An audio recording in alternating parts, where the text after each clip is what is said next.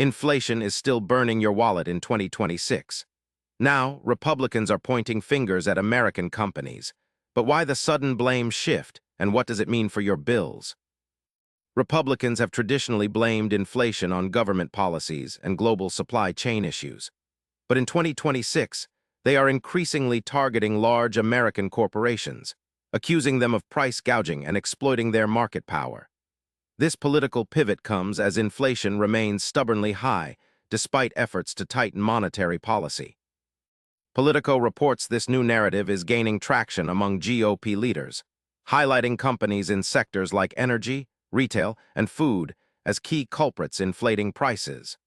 This shift signals a changing political strategy as the midterms approach, and inflation continues to impact voters directly. Specific U.S. companies have been singled out in Republican critiques. Energy companies like ExxonMobil are accused of hiking fuel prices excessively, even when global oil prices stabilize. Similarly, major grocery chains including Kroger and Walmart face criticism for raising food prices disproportionately. The GOP claims these firms use their market dominance to boost profits rather than absorb inflationary pressures. This focus on American corporations contrasts with earlier narratives emphasizing external factors like foreign supply chain disruptions or federal stimulus spending. Data shows a disconnect between wholesale commodity prices and what consumers pay at the register. For example, crude oil prices have dropped by 15% in early 2026, yet gasoline prices have not fallen correspondingly. Similarly, wholesale food costs have stabilized but retail prices continue rising. Economists suggest this gap may indicate companies are maintaining higher profit margins rather than passing savings to consumers.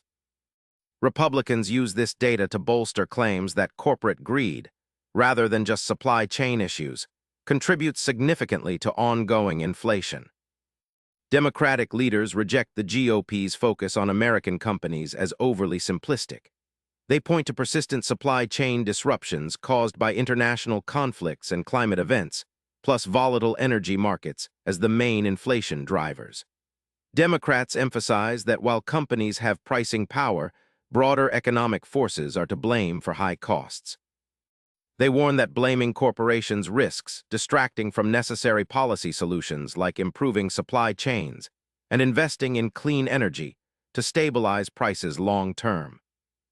If Republicans maintain this narrative, we could see legislative efforts to curb corporate pricing practices. Proposals might include stricter price gouging laws, enhanced reporting requirements on profit margins, or antitrust actions against dominant firms. This political pressure could lead companies to adjust pricing strategies if they face regulatory scrutiny or public backlash. Meanwhile, consumers may benefit from lower inflation if these measures succeed, but debate continues about the best path to affordable prices.